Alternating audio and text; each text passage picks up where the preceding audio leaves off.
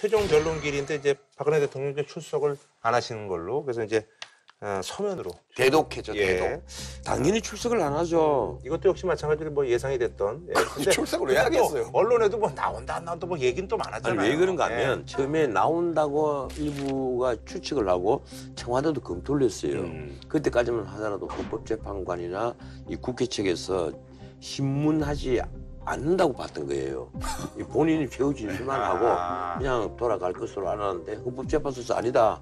헌법재판소에서 질문할 것은 신문할 것은 신문을 하겠다. 그리고 국회 측 이 소추인 쪽에서도 할 수 있다.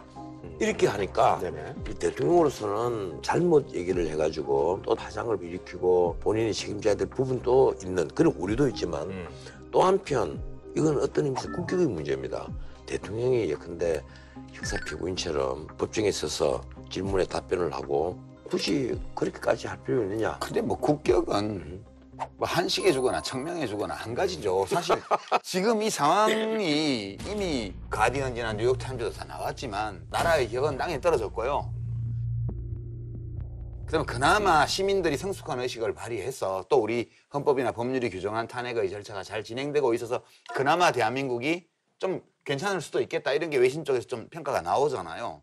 대통령이 거기 나와서 신문에 대답을 하든 안 하든 그거는 국격과는 저는 무관하다 이렇게 보는데 다만 박근혜 대통령이 대답할 수 없는 질문 또는 대답하고 싶지 않은 질문이 예측되기 때문에 그때 사과담화 발표하고 나서 기자들이 질문 좀 받아주라고 그러니까 질문입니다. 여러 가지 오늘은 무거운 말씀을 이렇게 드렸기 때문에 가까운 시일 안에 여러 가지 경위에 대해서 소상히 말씀을 드리겠고 또 여러분들께서 질문하고 싶은 것도 그때 하시면 좋겠습니다. 예. 다만 몇 개라도 받아주십시오. 뭐 하겠다고 했잖아요. 네네. 뭐 하긴 뭘 해요? 했잖아요. 정규직 TV 불러서 했잖아요. 아니 그거는 아니죠. 그거는. 그러니까 대통령을 향해서 쏟아지고 있는 질문에 대통령이 답을 할 수가 없는 거예요 지금. 예컨대 뭐 통화 여러 번 했다고 얘기를 했지만 그 고용복지수석하고 통화한 거 그거 말고는 통화 기록을 못 내놓잖아요. 세월호 당일날 예, 통화 기록을 내놓으면 어디서 통화를 했는지가 나오기 때문에. 그리고 지금 대리인단 대답이 못 찾겠다는 거예요. 이게 무슨 장난도 아니고 통신사에 해보면 금방 다 나오지 왜 안 나와요? 그러니까 못 찾겠다는 얘기는 그걸 못 내놓는다는 얘기예요. 그러니까 대통령이 자기 자신의 행위와 관련해서 도저히 대답을 할 수 없는 문제가 여러 개 있는 거예요. 그래서 그걸 물어볼까 봐 신문에 나올 수가 없어요. 박근혜 대통령의 정책 중에 두 번 고기를 끄덕거린 게 있어요. 두 번. 네. 한 번은 아파치 헬기 2개 대를 도입하겠다. 그리고 또 한 번은 글로벌 호크기 4대를 도입하겠다. 이 얘기를 했을 때. 고기 사오는 것만 좋아하시. 아니 내가 알기로는 국방부에서 건의한 것도 아니에요. 린다김이 얘기했나? 아니죠. 그걸 도입한다 했을 때 그래도 안보는 어느 정도 공부를 했구나 하는 생각을 했는데 아니 공부 안 해도 돈 주고 무기 사오는 걸 누가 못해요? 아니 근데 문제는 박근혜 대통령의 정부를 지켜보면서 정말 느낀 것은 불통도 이런 불통이 없다.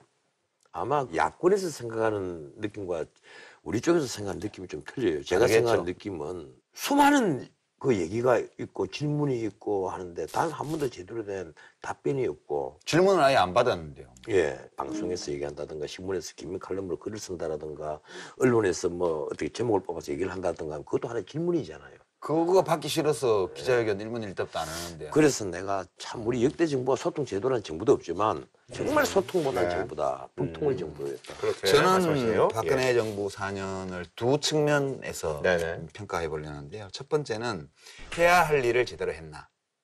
두 번째는 안 해야 할 일을 안 했나. 그 두 가지 네네네. 기준이에요. 우선 해야 하는데 안 했거나 못한 일들이 많아요. 첫 번째로 보면 대통령과 정부는 국민을 보호해야 되는데 메르스 파동이라든가 세월호 참사 이거 보면 그거 제대로 못했어요.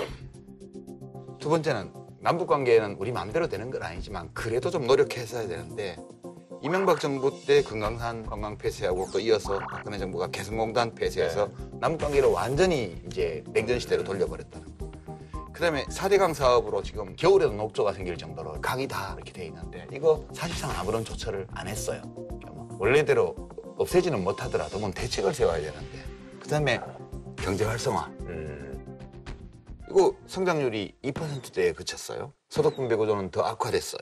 가계부채하고 적자성 국가 채무가 폭증했습니다. 그런 게 해야 되는데 안 하거나 못한 일이에요. 그래 하지 말아야 되는데 한 일은 민주주의 파괴 행위를 했어요. 문학의 블랙리스트, 최순실 국정농단, 국정원의 대선 개입 은폐. 근데 부정부패 안 해야 되는데 했어요. K스포츠 미르재단, 최순실 이권 개입, 뇌물수수. 세 번째가 관제 데모를 조장했어요. 정경련 통해서 기업이 돈 줘가지고 이런 것들은 우리 민주주의 수준을 완전 후퇴시킨 하지 말아야 될 일들인데 이런 걸 너무 많이 했죠. 그러니까 해야 될 일은 잘 안 하거나 잘 못했고 하지 말아야 될 일은 여러 가지를 해버렸어요. 큰 거를. 그러니까 지금 국민 지지율이 5%. 안희정 충남도지사님 모셨습니다. 반갑습니다. 예, 안녕하십니까. 충청남도 도지사 안희정입니다. 썰 전에 오늘 초대해 주셔서 감사합니다. 네네. 그 사실 이제 이게 이제 안 지사님의 어떤 그 강점이잖아요. 그 보수, 우파 쪽에서도 이렇게 호감을 갖고 계신 분들이 많은데 우리 정 변호사님도 안 지사는 정말 문재인이 없는 그런 강점을 갖고 있다라고 이렇게 말씀하셨는데 내가 그런 말 했어요? 예. 그랬어요? 기억이 없는데? 예. 아, 그때 예. 문재인 전 대표의 고환제가 될 가능성이 있다. 아, 이 얘기 들으셨는데 어떠세요? 예, 우리 전 선생님이 격려를 해주셨으니 아주 감사한 마음으로 듣겠습니다. 예. 우리 유 작가님도 이제 문재인이 돼도 좋고 안희정이 돼도 좋다라고 이제 말씀을 하셨습니다. 다 안 한 척이 어느 한쪽 편들 수가 없잖아. 네. 아니 근데 거기에 저는 그렇게 들리던데요. 문재인이 돼도 좋고 심상정이 돼도 좋고 안희정이 되면 더 좋다. 저는 그렇게 들려요. 더자가 하나. 정치하는 사람도 이래. 이걸 가지고 이제 아전인수라고 얘기하죠.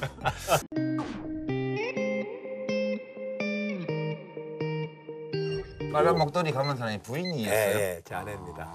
아니 그 도깨비가 뭐예요?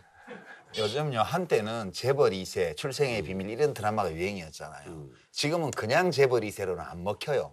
지금은 시간 여행을 하거나 그게 고려 시대에서 오거나. 잠깐 이거 한번 해봐요. 천원을 올게 참. 천원을 올게 대통령 올게. 예, 그대로 대본대로 하이 큐.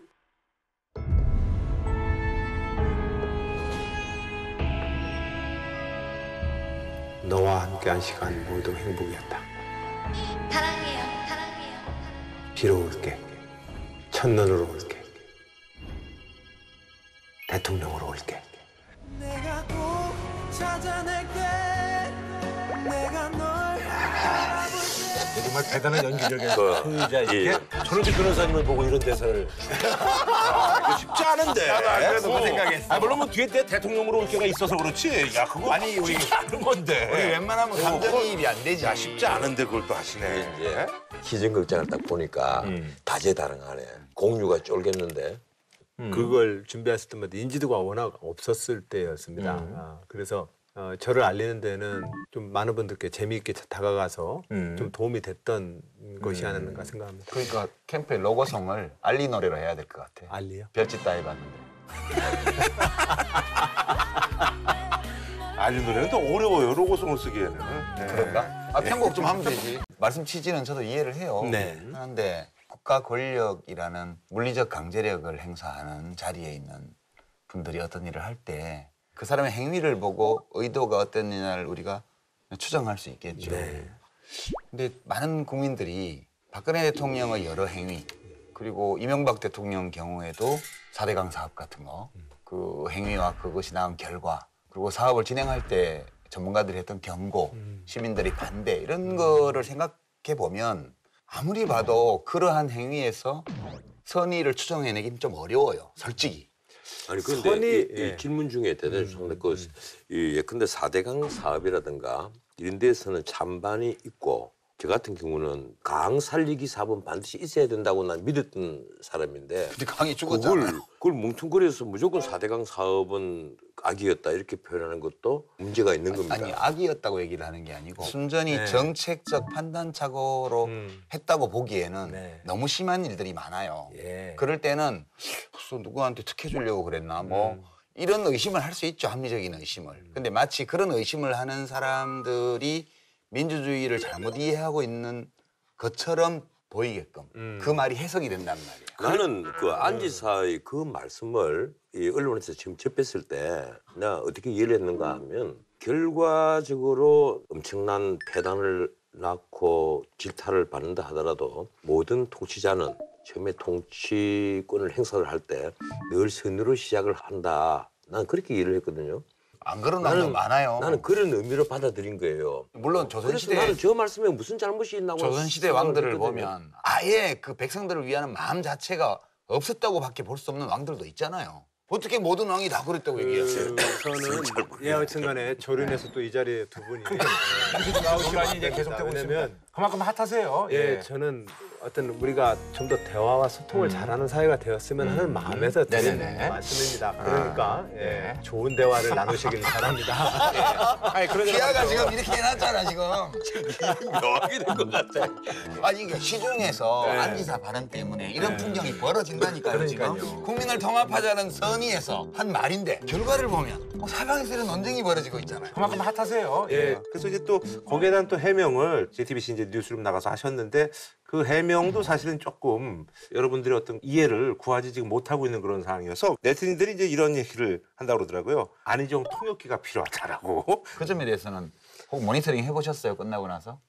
예, 저도 근데 사실상은 좀 당황을 했던 인터뷰입니다. 부산에서 네네네. 특강 시간에 했었던 저희 민주주의와 대화와 소통을 강조하는 어떤 그 맥에 제가 최근에 들어와서 배우는 어떤 지성이라고 하는 건 어떻게 네가 있으니 내가 있는 거다. 이 관계론으로 많이 정리하게 됩니다. 이러면서 이제 그걸 부연 설명했는데 그 어려운 얘기를 뉴스룸에서 근데- 얘기를 했어요. 근데 그 손석규 사장님이 부산에서 강의했던 그 특강을 읽으면서 이게 뭔 뜻이냐고 물어보니까 저도 좀 너무 어려운 얘기를 했네요 하고 말 걸 제가 다 이해를 하거나 쉽게 설명할 수 없는 그 지성사의 흐름을 제가 그 자리에서 다 설명을 하려고 했으니 그 앵커가 그렇게 됐구나. 그러니까 예. 앵커가 잘못했네. 지금 대한민국의 혁신 중에 가장 핵심은 균형 발전의 가치입니다.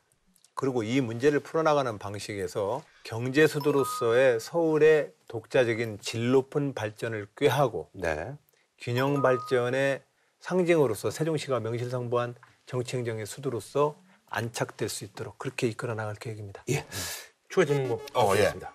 저는 개인적으로 이 구상에 찬성해요. 근데 이제 문제가 2004년도인가요?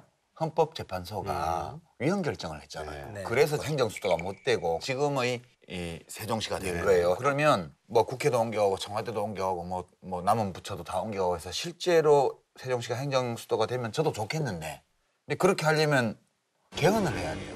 그러면 국회에서 의결도 해야 되고 국민투표에서 통과도 해야 되는데 이게 가능하다고 생각하세요? 지금 현재 개헌 특위에서 실질적으로 개헌이 차기 정부의 중요한 과제로 떠오를 것 같습니다. 저도 이 개헌 문제에 대해서 자치분권 헌법 개정을 저는 강력하게 주장을 해왔습니다. 세종시의 헌법적 지위가 분명히 필요하다면 개헌 논의 과정에서 포함시킨다면 이런 고민들은 좀 해결되지 않을까. 답변 되셨죠? 예. 아예 뭐 떡 볼 때 제사 지내겠다 그런 뜻이네. 네. 네. 변호사님. 세종시 문제는 사실 이 행정을 낭비한다 혹은 국가 위기 대응 능력이 극히 떨어진다. 이건 뭐 이제 주지의 사실입니다. 그래서 아까 말씀하신 대로 그 헌법을 바꿔야 될 사항이거든요. 그런데 그럴 만한 이유가 있느냐 하는 가장 근본적인 질문에 다시 들어가야 됩니다. 그렇지 않습니까? 지금 당장 그 아주 편리하게 세종시에 다 옮겨오면 된다. 거기에 과연 우리 국민들이 얼마나 동의한다고 생각합니까? 그리고 국민들의 불편함이 없을까요? 아마 세종시의 이 주제보다도 더 많이 국민적으로 논의를 반복해서 충분히 이해가 확산되어 있는 주제는 많지 않아 보입니다. 어쨌든 현실은 이렇습니다. 국책기관, 연구기관 모두 다 세종시에 내려왔습니다. 주요한 부처들 지금 정부 세종시에 다 내려왔습니다. 그 공무원들이 보고하러 다 지금 기차 안에 앉아 있습니다. 그럼 처음에 세종시 할 때 반대 안 하셨어요? 그런 거 하지 말자고. 그러니까 수도를 처음부터 하자고 해가지고 합의했는데 아니, 그거 갖다가 헌법재판소로 행정, 아니죠. 이 문제가 행정 복합도시를 만들고 네. 세종시 수정안이 나왔었잖아요. 정은찬 총리 때. 네. 그러면 결사적으로 다 반대를 해야 하는데 이건 안 된다고. 아니 그러니까 그건 제가 수도를 옮기자라고 하는 주장했던 사람한테 왜 처음부터 반대 안 했냐고 그건 얘기하시는 행정 분들. 복합도시 이거는 반대를 하고 근데 그 차라리 전 선생님 말씀은 이렇게 말씀을 하셔야죠. 그러니까 박근혜 그럼 대통령한테 입장이 차이가 하셔야 있는 되는 거예요. 근데 그러니까 예를 들면 이명박 대통령도 그렇고 박근혜 대통령도 그렇고 수도 이전은 반대하신다고 하면서 행정중심 복합도시는 찬성한다고 해가지고 지금 현재 여기까지 온 거예요. 출산급여 그다음에 육아금융 이게 얼마씩까지 주겠다는 거예요? 지금 40%에서 100만 원이 한도액인데 예, 그건 아는데. 예, 이것을 60%까지 한번 올려보자. 자기가 받는 보수 60%. 네네네. 그 금액적으로 액수가 얼마 드는 거예요? 사람마다 다르죠. 현재 상한액이 100만 원으로 돼 있는데 지금 현재 이 초과 60%와 상한액을 얼마까지 정할 것이냐가 우리 내부 정책팀에서도 지금 논쟁입니다. 왜냐하면 그 액수라고 하는 것들이 지금 어디까지 우리가 실제로 재정을 동원할 수 있느냐에 재원 조달 계획이 더 뒷받침이 돼야 되기 때문에 이런 공약이 참 그 좋은 공약이지만 우리의 그 능력을 벗어나 버리면 선심성 공약이라는 비판을 받을 수가 있거든요. 재원을 어디서 나오느냐는 거예요. 그러니까 제가 말씀드리고 싶은 건 뭐냐면 지금 국방비 우선순위라든지 그렇죠. 복지 저는 복지 재정에 대해서 제가 숫자를 좀 제시를 안 합니다.